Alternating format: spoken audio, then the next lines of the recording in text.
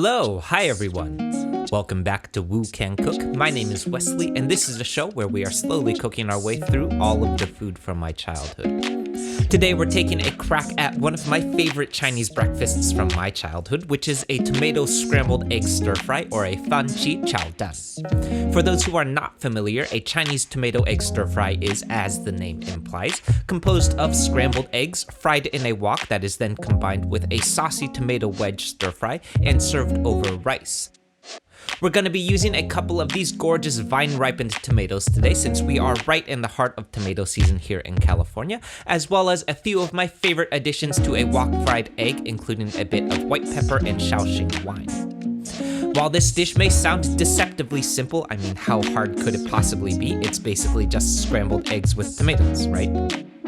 There are actually a number of pitfalls that riddle this dish, almost all of which I fell prey to, all of which will also turn your stir-fry into a soggy, porridgey, crumbly mess like this, or this, or this. But as they say, I am here to make these mistakes so you don't have to. Okay, so let's get into it. I said everybody wants to be I still got streets, but they don't love me like they used to love this. And I'm reminded of how bad I used to want it. Okay, so as with many of our stir fries, I'm starting things off here with our aromatic elements first. This is 4 cloves of crushed and minced garlic, followed by 1 inch or about 1 tablespoon of finely minced ginger. Then next, I'm taking the whites of my green onions here and slicing them up thinly, then setting all of this aside as the aromatic element of our stir fry to go in right before our tomatoes for some nice fragrant qualities. Next, I'm taking these reserved greens of my green onions and slicing them up thinly on a bias to be used raw as a final finishing garnish.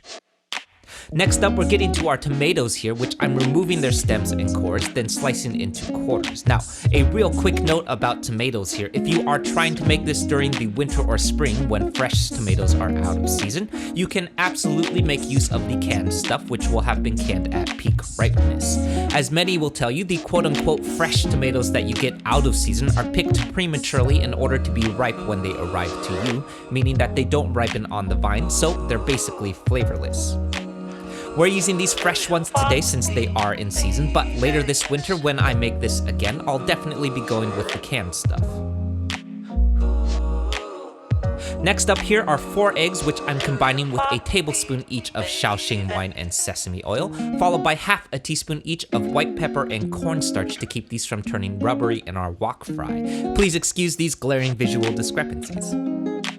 Lastly, I'm taking a page out of the Kenji Lopez alt book by rounding this all out with a pinch of kosher salt, then whisking to combine and letting these hang out for 15 minutes. This is gonna help our eggs retain more moisture during their cook and yield a more tender and fluffy egg, according to Kenji. Be patient, make some coffee, and maybe watch another Woo Can Cook video while you wait. I promise it's going to be worth it. Now, 15 minutes later, what you want to do is par cook your eggs over medium heat before combining because they are very delicate. What you don't want to do is combine them with the tomato stir fry here, because those tomatoes are going to yield quite a bit of juice and liquid, which, while tasty, is going to cause your eggs to break like this. Then you're going to have sad, crumbly eggs instead of fluffy egg curds. So instead, I've got my wok at medium heat here, then I'm adding 2 tablespoons of peanut oil, and as always, long yao for that nice non-stick surface. Then I'm adding my eggs to the wok, giving them a quick toss and removing them at about 80% doneness. Remember to pull your eggs out early, or else the carryover cook from the residual heat will cause them to overcook. Also, real quick, let's admire these nice fluffy egg curds. Thank you, Kenji. Then next, I'm wiping down my wok, reheating at high heat now, adding 4 more tablespoons of peanut oil and giving 1 more long yao.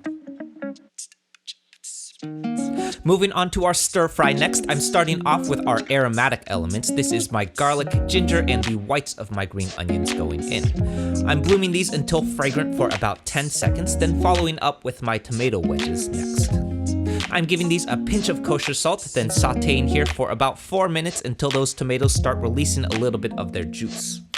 Once that happens, I'm following up with a 1/4 cup of stock here to build out that sauce base, then adding my eggs back to the wok, giving it a quick toss and immediately removing from heat.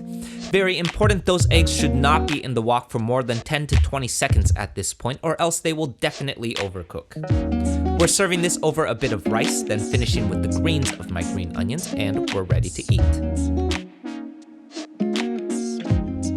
Okay, so I don't know if it's just because I got too cocky. I know I haven't messed up a recipe in a little while, or maybe it was because I was still half asleep, but I can tell you that I actually messed this one up 2 times before finally getting it right, so I'll reiterate, this is definitely a deceptively tricky one to nail down just right.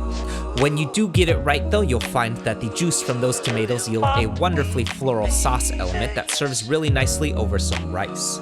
The tomatoes are still juicy and tender from our quick flash cook in the wok, and of course our eggs are in gorgeous fluffy curds that complement that rice and sauce base well.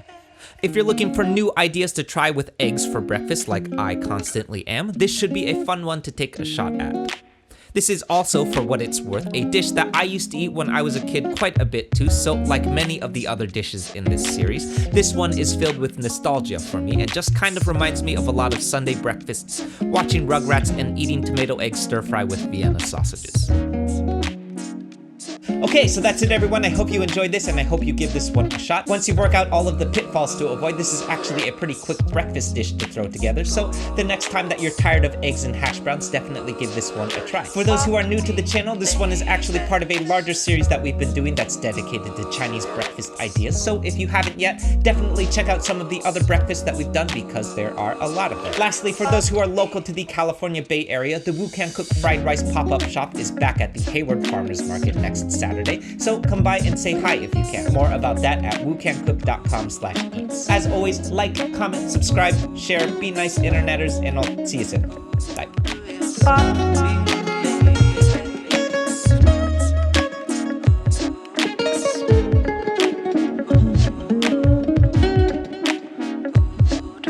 Bye.